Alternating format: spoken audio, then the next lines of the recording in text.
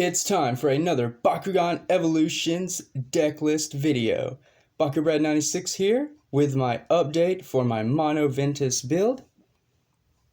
I hope you all enjoy. Thank you for tuning in, and it's time to get straight into it. So starting off with the team, I am using Ventus Pegatrix. So it is a regular fist double core B power of 600 with 3 damage.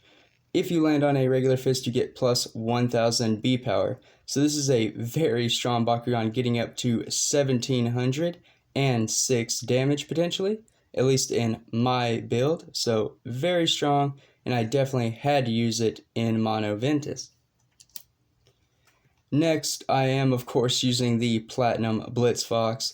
This is potentially the best Ventus Bakugan to come out of Evolutions, so had to get it.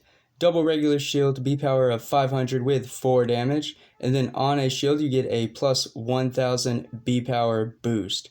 That is very powerful, and that gets Blitzfox up to 1900. So very strong. And then the third Bakugan I use is Platinum Neo Trox. So double helix, B power of 900 with 4 damage. A lot better than the regular Trox that I was using. So yeah, definitely had to upgrade Trox into the Platinum Neo because stronger Bakugan, right? For the Baku core that I am using, really straightforward list, nothing too fancy. 2 plus 100 B power, and then Pyrus and Ventus get plus 3 damage fist core. 2 regular shield plus 400 to Pyrus and Ventus. And then lastly, 2 helix plus 500 B power and minus 1 damage. Again, I didn't want to use the plus 6 minus 3 because I didn't want to take too much of my team's damage out. Because Ventus isn't really a damage deck per se, and then my build, as always, only focuses on reduction. So I definitely had to keep those things in mind. But just a look at the team, everyone. Here is Platinum Neo Trox. Probably one of my favorite Ventus Bakugan ever. It just looks like seriously awesome. That emerald translucent with the metal, very nice. Then we have Ventus Pegatrix, of course. And the third Bakugan on the team being another Blitzfox. I definitely like how they decided to use the silver on the Ventus, but I would have liked to see what the dark green on the metal would have looked like instead. Oh, stay up there. Don't fail. There we go. So that is the team. Now moving on to the Nanogon I use. I have Nano Fury, so plus 400 B power on a regular shield, and then on a regular shield Helix and Green Fist, plus 1000 B power. Just kind of helps boost the B power of our Bakugan, nothing more. Ventus Lancer, just like Aquos Aquos Siphon in the last video. You know, these Nanogon that just add Bakugan on regular shields are very powerful.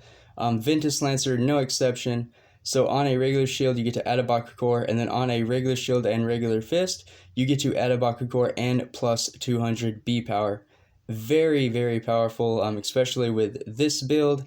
Considering Blitzfox is already going to be at 1900, you use Lancer to get, say, one of the Helix on the team. Now that's 2400 B power just right there. That's not even considering any cards you play or any other Nanogon you might use. Very powerful. And the third Nanogon I'm using is Sludge'em. So on a Helix plus 200, and then on double Helix plus 600. So just kind of helps with B power again. Nano Lancer or Ventus Lancer being the main Nanogon of this team, putting in all of the work. But that does it for the Nanogon and the team. Now for the main deck, getting right into it. I did go back and put in 2 Eviscerator Strikes, so 1 energy for minus 300 B power. And then if you play this on a Fusion Bakugan, minus 600. So everyone knows by now that in Bakugan Legends, fusions are coming back. They have started to hit shelves I've seen. So it's time for fusion hate. start putting that back in your deck, Sprawlers, because the Fusion Bakugan are coming, and they are ridiculous. So I definitely wanted to put in 2 more of these. Still running the 3 G-Force drop, 1 energy for -300 B power and scan. The scan not really doing anything, but 1 for -3. What a staple. Now a new card I did add was Stoneblade, so 1 energy for +2 damage. Honestly, not that much, but if that Bakugan is holding a regular fist, which this deck has the potential to do, you do get to energize this uncharged as well, so this turns into free energy after giving you +2 damage, which is just really good, potentially, and I definitely really liked having a sub energy ramp theme with Ventus, because that's what Ventus is supposed to do anyway. And then 2 copies of Venom Blast, 1 energy for -4 damage, all about reduction in this build. My Mono Ventus hasn't changed. It's probably the least changed out of all of my decks. 2 Piercing Scream, 2 energy for -400 B power. But I suppose the reason why it's so unchanged is I didn't really pull a lot of cards for Ventus with these last collector's packs that I bought. I do plan on buying more, so hopefully I'll get better pulls the next time around. 2 copies of Solar Wings, 2 energy for -5 damage, and then if you energize this from your hand, you may pay 2 energy to draw 1. So I'll actually be taking this out for 2 copies of Bakubriar, but until I open that Bakugear battle set that I have, I won't have the second Bakubriar, which is why I'm still using these 2. But they will be taken out. 2 copies of Ventus Shield, 2 energy for -200 B power and -2 damage. Pretty low reduction card, but it does the job. 1 copy of Cocoon Shield, which I would run this at 3 if I had it. 3 energy, and it makes the Bakugan's B power become 1000. So for better or worse, you know, whether you're turning an opponent's 2400 B power into 1000, or if you're turning your own 500 or 600 into 1000, this is just a really good situational card, and any artwork with WebM is amazing. Then I do have 3 copies of Deafening Roar, 3 energy for -600 B power, just a solid reduction again. 1 Solar Powered, which is another card I hope to get more copies of because it's awesome. 3 energy to energize this uncharged, so free energy kind of. And you may reroll your Bakugan. So rerolling in Ventus, very nice. I don't have many cards that do that. In fact, I think this is the only one. So I definitely want to get more. Also for the ramp sub-theme of the deck. Moving on into 2 copies of Vicious Defense. 3 energy for -200 B power and -6 damage. 2 copies of Crystal Quake, 4 energy for draw 2 cards, and then Turbo. If you have the most energy cards in play, you give an opposing Bakugan -700 B power as well. So really nice. This does draw us into some of our lower cost cards. That way we can kind of double up on reducing our opponent's B power or damage, whatever you need. Then I'm actually using 2 Oaken Shield in the hopes that this deck does hit Turbo. So 4 energy for -300 B power, which stinks. But again, Turbo, if you have the most energy cards in play, it's -900. And 4 for -900 is a lot better. Just hopefully you want to have that Turbo hit and, you know, ready, so you get the most out of this card possible. And then 3 copies of Ventus Aerial Trick, I guess the only card that G-Force Drop combos with in this build.